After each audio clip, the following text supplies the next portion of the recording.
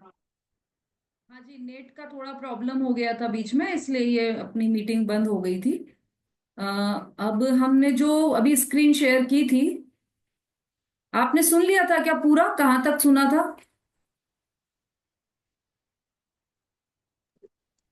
दी आवाज तो दो या तीन के बाद बंद हो गई थी, बाकी स्क्रीन पे दिख रहा था, उसी को देख के पड़ा हुआ था। अच्छा। स्क्रीन पे दिख रहा था। अच्छा। आवाज बंद हो गई थी। ठीक है, तो अब हम ऐसा करते हैं कि जो दो या तीन सुने थे आप लोगों ने, उसी को हम उसी का अर्थ ले लेते हैं, क्योंकि उतना ही समय बचा है हमारे पास। आपको स्क्रीन पर दिखेगा।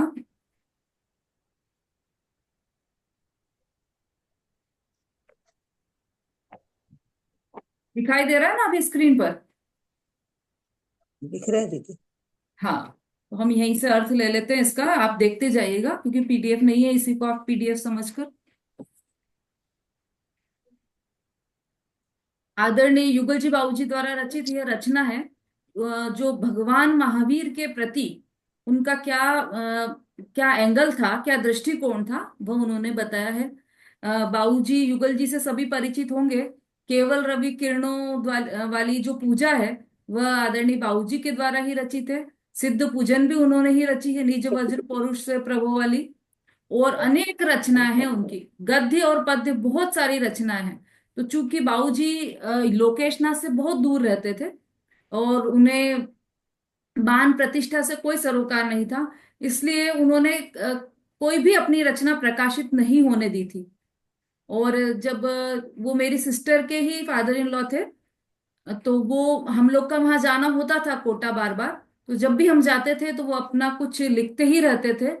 और उनका व्यक्तित्व ही अलग था। मतलब हम जितनी बार मिलते थे उनसे, नई नई बातें हमें सीखने को मिलती थी। और गजब गजब के तो वो कवि रत्न थे। और वैसे ही वो वक्ता थे, उत्कृष्ट वक्ता थे, उत्कृष्ट कवि थे, उत्कृष्ट चिंतक थे। और मतलब उनके व्यक्तित्व की जितनी तारीफ की जाए उतनी कम है। उनकी रचनाएं आप सभी मतलब देखकर ही, मतलब जो उनकी केवल रवि किरणों वाली पूजा है, उसके पहले जितनी पूजाओं का निर्माण हुआ था, रचना हुई थी, वो पूजाएं तो थी, और उनमें पूज्य और पूजक वाला भाव भी था। लेकिन पूजन में अध्यात्म केवल रवि किरणों के बाद से ही आया है। केवल रवि किरणों वाली पूजा से ही प्रारंभ हुआ है। पूजन में अध्यात्म का समावेश उसके बाद से ही होने लगा है। तो बहुत ही सुंदर आध्यात्मिक प्रवचनकार थे, आध्यात्मिक कवि थे, और आध्यात्मिक ही उनकी पूजन थी। वो एक एक पंक्ति में भरपूर अध्यात्म भरा था उन्होंने। तो इसीलिए हम ये वाली जो रचना है इसको समझते हैं।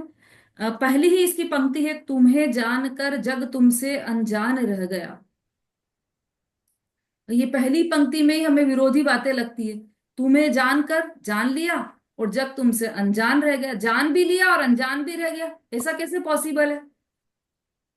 शोभा जी, मैं आपको जानती हूँ कि मैं आपसे अनजान हूँ, कि मैं आपको जानती भी हूँ पर मैं आपसे अनजान भी हूँ। दोनों बातें। तो दोनों बातें कैसे पॉसिबल है? कि हाँ, दोनों बातें पॉसिबल है, क्योंकि हमने उनको ऐसा तो जान लिया कि ये भगवान है, लेकिन भगवान का स्वरूप क्या है, उस स्वरूप को नहीं जाना, तो हम उनसे अनजान ही रह गए। जैसे हम किसी वस्तु को जान लें कि यह जान लेते हैं हम कि ये कैसे तैरना है, तैराकी सीखना है हमें, तो हम जान लेते हैं कि ऐसे ऐसे बिल्कुल ऐसे हाथ करना है और पैर ऐसे करना है और क्या करना है, ये पूरी बात सीख गए हम।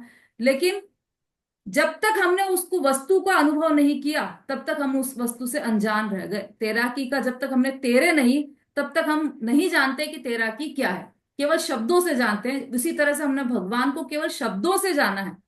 जैसे हम जाने ना, अभी अभी सबने बताया ना, कौन उनके माता पिता कौन थे, उनके 5 नाम क्या थे, उनकी जन्म तिथि क्या थी, उनकी निर्वाण तिथि क्या थी, उनकी तब कल्याणक की तिथि क्या थी, ये पूरा डिटेल में हम जान गए। लेकिन फिर भी हम उनसे अनजान रह गए, क्योंकि हम उनके वास्तविक स्वरूप को नहीं जान पाए।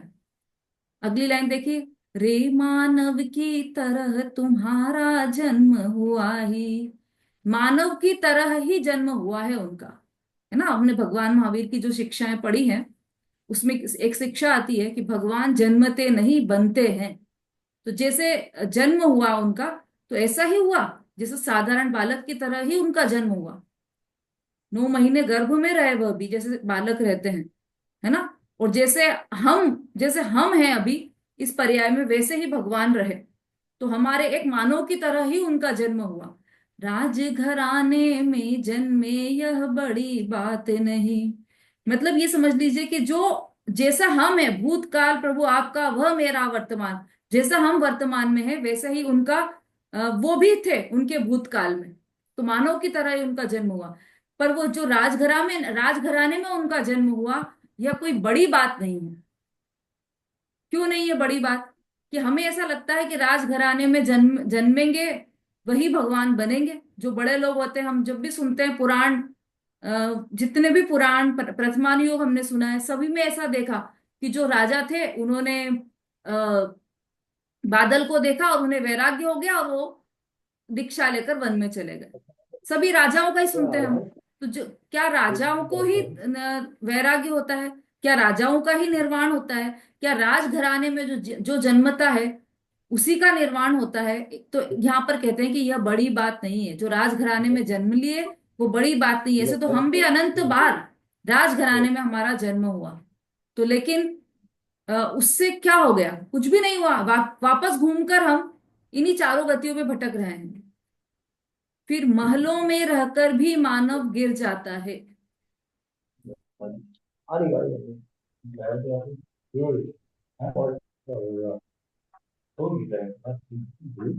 हाँ, जिसका अनम्यूट है वो म्यूट कीजिए।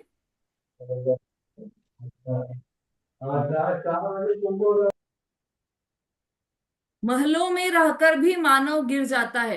राजघराने में भी कई कई मानव ऐसे हैं जो वो राजघराने में भी जन्म हुआ, महलों में भी रह रहे हैं, लेकिन वो गिर गए।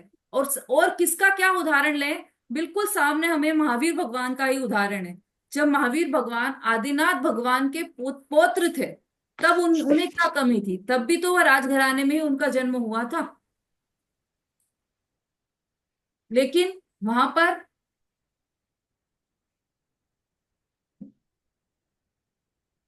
कोई बात नहीं आ रहा है इसलिए।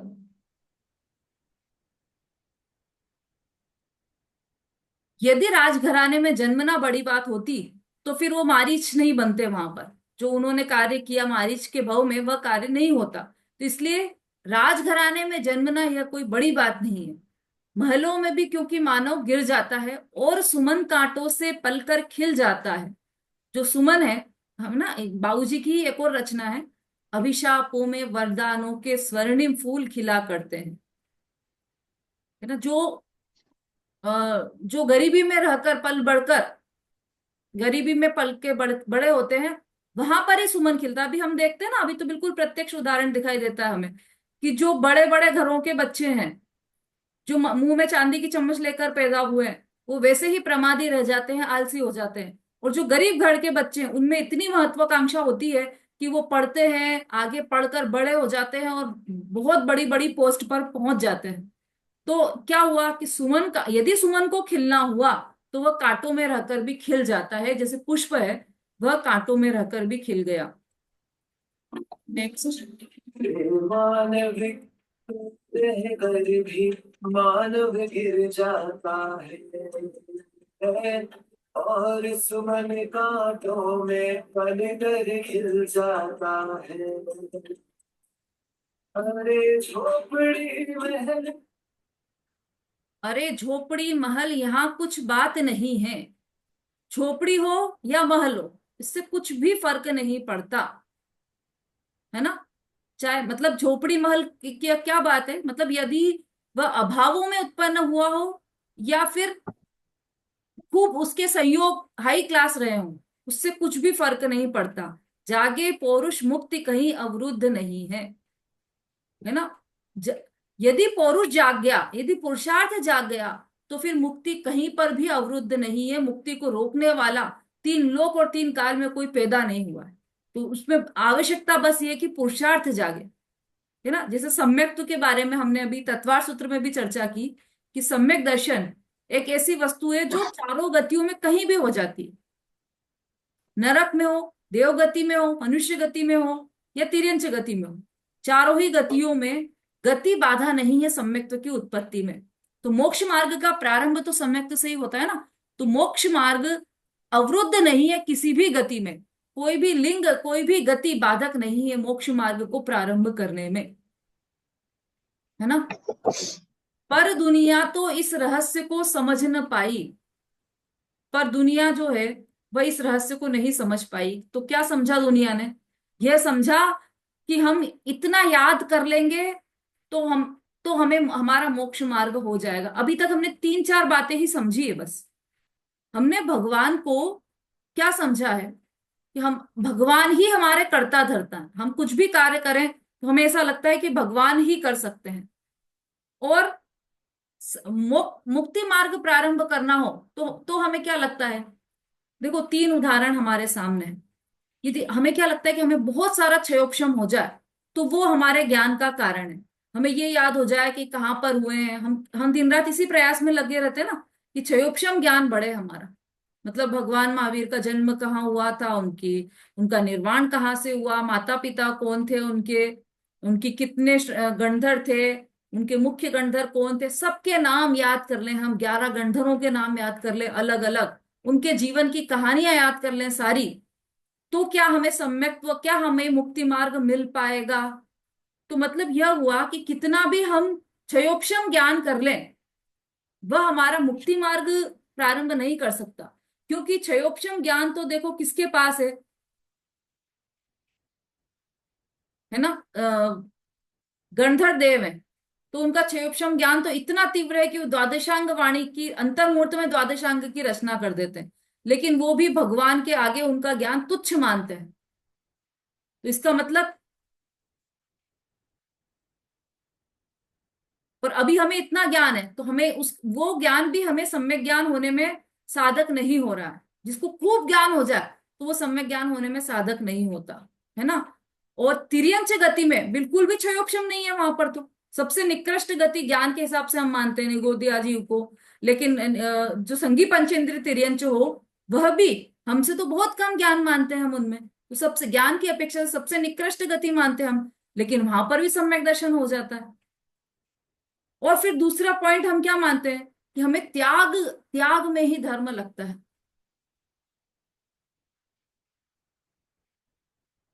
ना। हम इतने व्रत उपवास कर लेंगे, हम इतना त्याग कर देंगे, हम देखो दिन भर मंदिर में बैठे रहें, हम सब काम छोड़कर पूरे दिन स्वाध्याय करते रहें, उससे हमारा मुक्ति मार्ग प्रारंभ हो जाएगा। तो जो जो त्याग बिल्कुल भी नहीं कर पाते, ऐसे देव गति के देव जो संयम नहीं रख पाते, जो बिल्कुल यहां तक कि एक दिन के भोजन का भी त्याग नहीं कर पाते, क्योंकि वो तो कैसे त्याग करेंगे, उनको भोजन का विकल्प आएगा और वो कंठ से अमृत झर जाएगा। तो जब विकल्प आया और कंठ से अमृत झर गया तो वो त्याग तो कर ही नहीं पाए। मतलब जो इतना भी त्याग नहीं कर पाते, ऐसे देव गति में भी मोक्ष मार्ग प्रारंभ हो जाता है। तो मतलब मोक्ष मार्ग को प्रारंभ होने के लिए न त्याग की आवश्यकता है न क्षयोक्षम की आवश्यकता है। किसकी आवश्यकता है? जागे पौरुष पौरुष, मुक्ति कहीं अवरुद्ध नहीं है, एकमात्र पुरुषार्थ जगाने की आवश्यकता है। और दुनिया जो है, दुनिया मतलब कौन? हम। और किसी दुनिया की बात नहीं है, सारा उपदेश अपने लिए ही ग्रहण करना है हमें। दुनिया तो इस रहस्य को समझ न पाई, कैसे तू इंसान अरे भगवान बन गया। दुनिया को क्या लगता है कि भगवान तो अवतरित होते हैं, कोई विशेष प्रकार के जीव होते हैं। अरे हमारी कहाँ बात है, वो तो भगवान भगवान ही कर सकते हैं सम्यक तो पैदा। हम कहाँ, हम तो छोटे मोटे से जीव हैं, ऐसा ऐसा समझती है दुनिया, हम ऐसा समझते हैं। अरे वही भगवान तीर्थंकर महावीर पहले हमारे जैसे ही थे। कई निकृष्ट गतियों में गए, वो भी भील की गति में गए, मारीच की गति में गए, मांस खाने का भाव आया उन्हें। जैसे जैसे परिणाम निकृष्ट हमारे चल रहे हैं, चल रहे थे, वैसे वैसे सब परिणाम उनको आए। उनके भी अनंत बार जन्म मरण हुए, अनंत परावर्तन उन्होंने भी किए, लेकिन वही इंसान भगवान बन गया। लेकिन दुनिया इस रहस्य को समझ नहीं पाती है। तुम्हें जानकर जग तुमसे अनजान रह गया। जग मतलब हम सब, हमने उनको जान भी लिया तब भी हम उनसे अनजान रह गए। हम बस ऊपरी ऊपरी तौर पर उन्हें जानते रहे कि ये भगवान ऐसे हैं, महावीर भगवान ऐसे हैं ऐसे हैं, लेकिन उनका जो वास्तविक स्वरूप है उससे हम अनजान रह गए।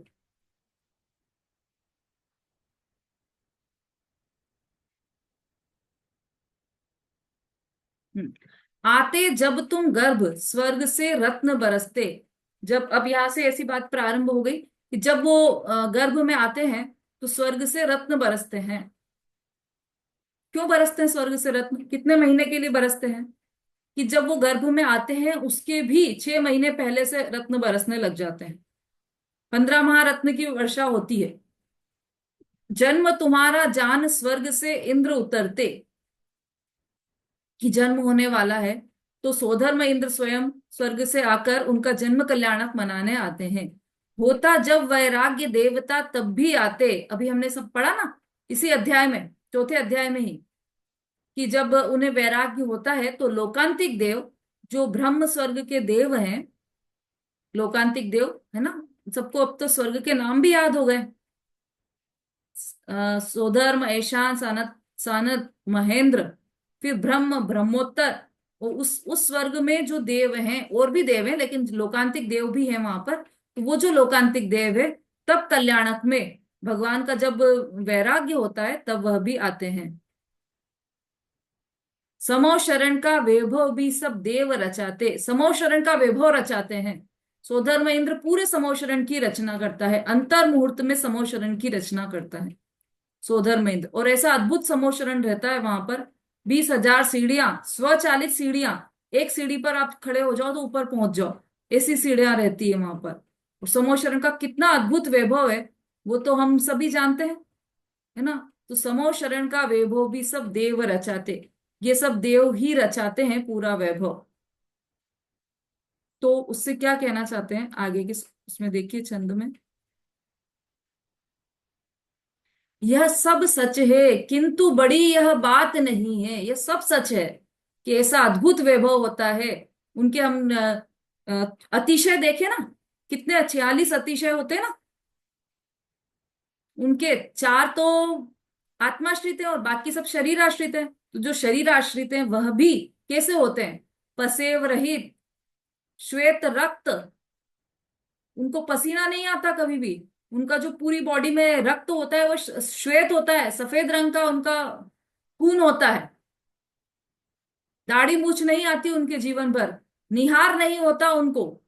कितने सारे अतिशय हैं, इसलिए क्या हम उनकी पूजा करते हैं, है ना। देवागम स्तोत्र में भी आता है ना, देवागमन भोयान चामरादि विभूतय। ये वाली जो लाइनें हैं देवागम स्तोत्र की, कि हम ये मैं इसलिए आपकी पूजा नहीं करता क्योंकि जो देव हैं वो आपकी की सेवा करते हैं, मैं इसलिए आपकी पूजा नहीं करता। और भी उसमें बहुत सारी बातें ली हैं। चमर से आपकी चमर से आपकी सेवा करते हैं देव, इसलिए मैं आपकी पूजा नहीं करता, मैं किस लिए पूजा करता हूँ। वही बात यहाँ पर बाबूजी ने ली है। यह सब सच है किंतु बड़ी यह बात नहीं, ये कोई बड़ी बात नहीं है। ये तो पुण्य पाप के आश्रित है। पुण्य के उदय से उन्होंने तीर्थंकर नाम कर्म नाम का पुण्य बांधा है। तो ये पुण्य पुण्य का ये फल में ये उन्हें विभूति ये सारी मिली, ये समोशरण हुआ है, ये सारा श्वेत रक्तपना, ये सब पुण्य के उदय में रहा है। रे विभूति तो सदा पुण्य की दास रही है। जो विभूति मिलती है वह सब पुण्य की दास है। पुण्य होगा तो छप्पर फाड़ कर आएगा, और पाप होगा तो पाताल फोड़कर निकल जाएगा, है ना। तो ये विभूति की तो ऐसी ही स्थिति है, और ये विभूति ऐसी ही दास रही है कि क्योंकि पुण्य है, पुण्य उदय में आया, तो वह पुण्य की विभूति के द्वारा वो समोशरण की रचना और इत्यादि सब विभूतियां मिली है। पर दुनिया तो चमत्कार को पूजा करती। ये जो दुनिया है वह चमत्कार की पूजा करती है, चमत्कार को ही नमस्कार है। देखो आप पूरा यूट्यूब आपको भरा पड़ा मिलेगा चमत्कारों की पूजा करने वालों से। कैसे कि अरे ये देखिए यहाँ पर आज अतिशय हुआ है, आज भगवान के कलश देवों ने स्वयं किए हैं, ये देखिए इनके भगवान के स्वयं ही कलश हो रहे हैं, ये देखिए भगवान दूध पी रहे हैं, ये देखिए भगवान के ये हो रहा है। सारा यूट्यूब भरा पड़ा है, केवल चमत्कार की ही बात करता रहता है। पूरी दुनिया चमत्कार की ही बात करती है, क्योंकि वह चमत्कार को ही नमस्कार करती है। इसीलिए तो तू केवल अवतार रह गया। हे महावीर भगवान, आपको केवल अवतार मान लिया है इस दुनिया ने, इस विश्व ने केवल अवतार के रूप में माना है, जबकि जैन दर्शन में तो अवतार, अवतार नाम की कोई वस्तु ही नहीं। अवतार तो उसे कहा जाता है कि एक बार सिद्ध दशा में चले गए, तो फिर वहां से जब जब जब जब धरती पर पाप बढ़ता है तो भगवान अवतार लेते हैं। ये सब दूसरे अन्य मतियों की मान्यता है, जैन दर्शन में तो इसका कोई स्थान नहीं है। जैन दर्शन में तो वन वे ट्रैफिक है। एक बार सिद्ध दशा में पहुंच गए तो वापस अवतार लेने का कोई प्रश्न ही नहीं उठता। तुम्हें जानकर जग तुमसे अनजान रह गया। तुमको जानते हुए भी ये जग तुमसे अनजान रह गया, क्योंकि तुम्हारे वास्तविक स्वरूप को नहीं समझा। समय हो गया है क्या? हाँ, समय हो गया है। तो इसके आगे का ये पांचवें पॉइंट से हम कल लेंगे। कल शॉर्ट में समझेंगे, आज नेट के कारण बीच में बहुत टाइम वेस्ट हो गया था।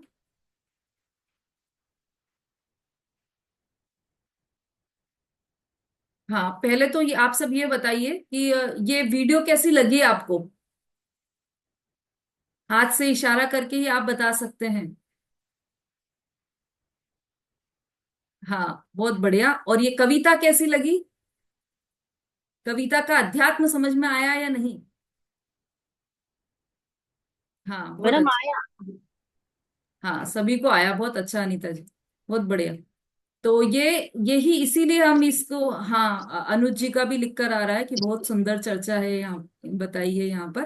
तो वास्तव में ये अद्भुत ही कवि हैं युगल जी, बाऊ जी, और उनकी एक एक रचना पढ़ने लायक और समझने लायक है। और अभी तो ये कविता का प्रारंभ है, तो इसमें अभी थोड़ा लाइट विषय है। अभी तो इसमें और डिटेल, मतलब आप समझिए कि समय सार की जो विषय वस्तु है वह इसमें अभी आने वाली है।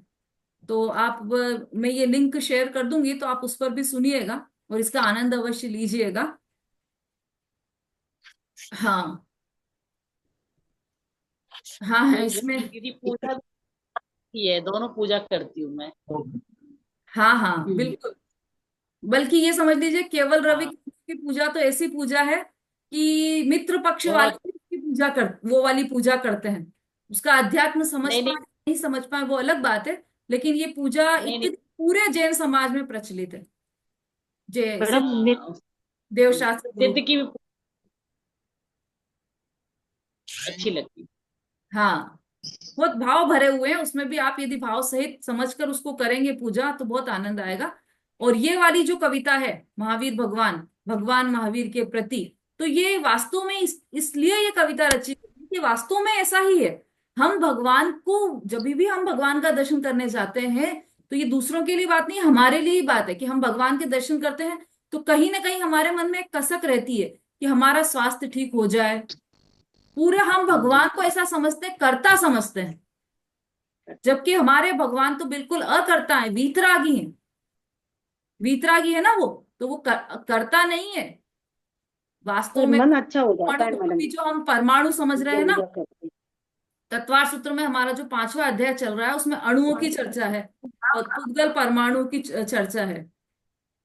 हाँ, हाँ, अनुज जी भाई साहब, बहुत बढ़िया। तो वो जो परमाणुओं की चर्चा है, वो उसमें अभी आगे आने वाला है। अणु अणु स्वतंत्र है, उसको परिणमन कराने में दूसरा अणु भी निमित्त नहीं है। निमित्त मतलब निमित्त भी नहीं है, उपादान की बात तो बहुत दूर है ना। तो जब अणु ही स्वतंत्र है, अणु अणु स्वतंत्र मतलब एक परमाणु को भी हम परिवर्तित नहीं कर सकते, और इतना वो छोटा सा अणु नहीं कर सकता, चेंज नहीं कर सकता किसी का कुछ भी। तो वो इतने बड़े भगवान वो क्या चेंज करेंगे किसी का? आपके पाप को पुण्य में कैसे बदल देंगे? यदि आपका पाप का उदय होगा तो आपका स्वास्थ्य खराब होगा, लेकिन आप भगवान की कितनी भी पूजा कर लें, ये पॉसिबल ही नहीं है कि भगवान कर्ता बन जाए और आपका स्वास्थ्य ठीक कर दें। कहीं से भी पॉसिबल नहीं है।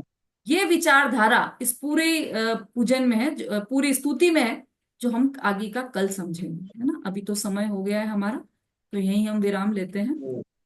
जिनवाणी स्तुति। जावाणी के ज्ञान से सूझे लो कालो, सो वाणी तो मस्तक सदा करती हूँ मैं। बोलिए जिनवाणी माता की जय। महान जैन धर्म। जय। हाँ, आज जय। इन्होंने मंगलाचरण के लिए अपने नाम भेजे हैं। ग्रुप पर मैंने नाम भेजने को बोला था, तो जिन्होंने नाम भेजे हैं वो मैडम कल कल मैं भजन बोलूंगी, कल हाँ भजन आप बोलूंगी मैडम बोलिएगा। मैं। और नमिता जी का नाम आया था उसमें, तो नमिता जी मंगलाचरण करेंगे। दीदी हम भी भजन बोल लेंगे। हाँ। जय जिनेंद्र। जय जिनेंद्र।